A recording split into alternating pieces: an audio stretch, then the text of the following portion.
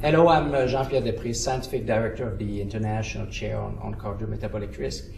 And I'm joined by my colleagues and friends at the ICCR, Dr. Ronald Krauss, Nicholas Wareham, and Robert Ross, to discuss issues related to the features of a healthy lifestyle as they relate to assessment and management of cardiometabolic risk. And if I may, Ron, I'd like to start with you on issues dealing with nutrition. We have been emphasizing for years that fat consumption was an important culprit in the diet. Obviously, we have not been very successful in conveying the right message to the population. We're getting bigger and bigger. I guess we have moved now from the notion of macronutrient composition of the diet to food quality, right? Well, for many years we've understood the health benefits of vegetables, fruits, and whole grains. And I think a diet that emphasizes those foods captures a lot of the healthy diet message. The issue surrounding fat has been primarily based on the concept that lowering fat in the diet is somehow going to lower your body fat and lower your cholesterol. And we've come to understand that that is the wrong message to individuals who are trying to adopt a healthy diet. If anything, that message resulted in overconsumption of other types of foods that are clearly less healthy, refined carbohydrates and sugars in particular, that actually do the opposite of what people are trying to achieve. It tends to promote weight gain, and it also tends to cause changes in the lipid profile that increase cardiovascular risk. So by moving back towards the concept of a balanced diet with the right kinds of foods and not focusing on low fat, we can actually make a lot of progress. In fact, I was recently part of a group that recommended that we eliminate the use of low fat or non-fat in health messages, because people still have the idea that if they choose foods that are low in fat but happen to have high sugar, that they're doing a good thing, and that's clearly not the case. Because actually a diet containing 35% of energy from fat could be pretty toxic or pretty good depending upon the food consumed, right? Well, the other thing that we've come to realize, although we've known this for years, it hasn't really become generally known, is that there are good fats in our diet. And by limiting total fat, one deprives the population of the kinds of fats that we know are beneficial. The oils that come from seeds and nuts in particular can be very helpful, and the oils from fish can be very helpful. So we really need to have a food-oriented approach than a macronutrient-oriented approach. Absolutely. Now, regarding physical activity, Nick, it's assessment. This is a field that you're very much interested in. Any recent development? Yeah, I think two things really, JP. One, first is that we need to choose instruments that are fit for purpose. So we've got to decide what it is we want to do and why, and then choose an instrument that's appropriate for that. And for that, we need a toolkit of those instruments, and we at the MRC have provided one, and it's on the web, and people can access that. I think the website is something like DAPA, a toolkit at MRC or something like that.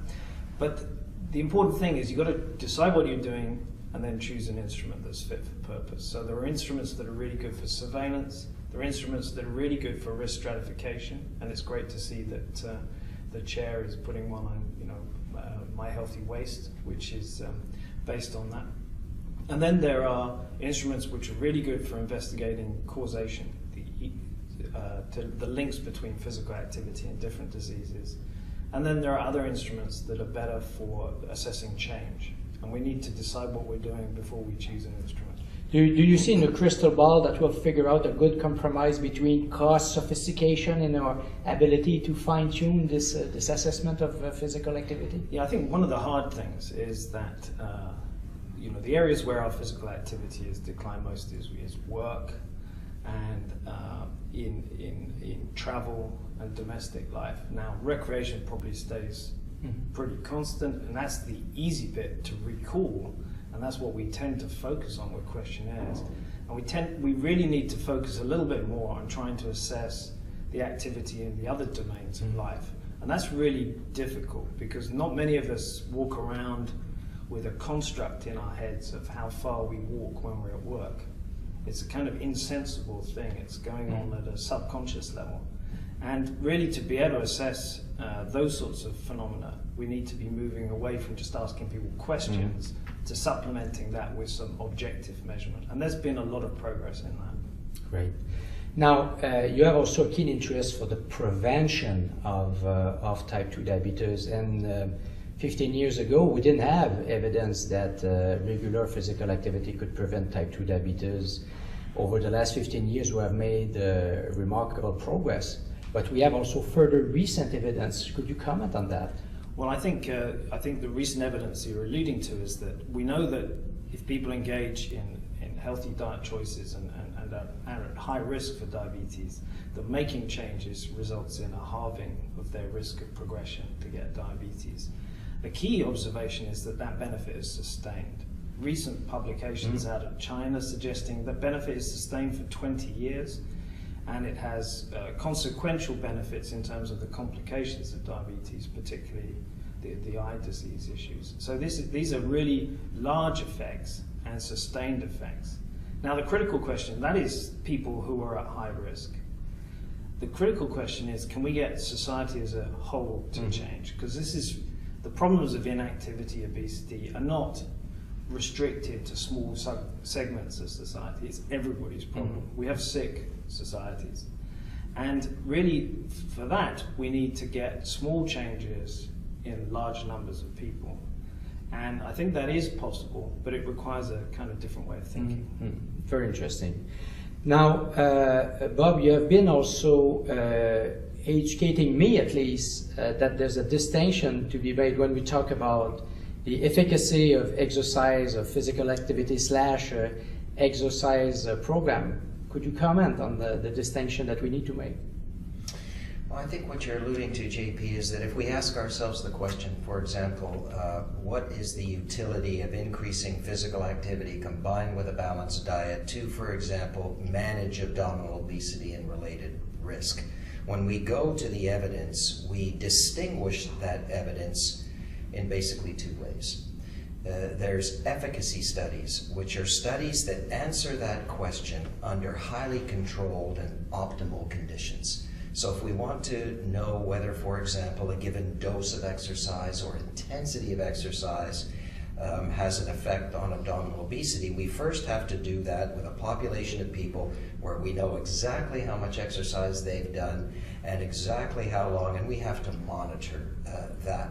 And therefore we can answer that question. And that's an important question because it sets the stage for the second type of study, which our clinical colleagues are very interested in. Well, if I know how much an exercise someone should do to manage abdominal obesity and related risk, how do I get them to do it? How do I motivate my patient to engage in physical activity combined with a healthful diet? Those kinds of studies are what we call effectiveness studies, and those studies are much more difficult to do, and they provide us a very different observation. So right now, I think the evidence from these efficacies or highly controlled studies relay very good news. If you engage in physical activity combined with a healthful diet, you're going to reduce abdominal obesity, you're going to improve your cardiometabolic response. I don't think that's a profound observation. The second question, we have limited evidence. There's very few studies, good randomized controlled trials done, for example, in the primary care setting. We need more of those. And in a word, I think it would be fair to summarize that body of evidence right now to suggest and say that we have much to learn with respect to how to get people to adopt and sustain these behaviors. As you know well, although we deal with individuals in a clinical setting, they have to go out into an environment within which it's extremely difficult to engage and maintain those behaviors. The initial results are encouraging, but in fairness, we have much to learn. Indeed, we need to remain humble, I guess, and we'll have also to keep a big picture view of this issue. I think the point you made, Nick, about the public health, approach as opposed to the clinical approach, figure out a compromise between the two. Well, gentlemen, that was a very interesting discussion. We will certainly revisit the topic in the future. Thank you very much.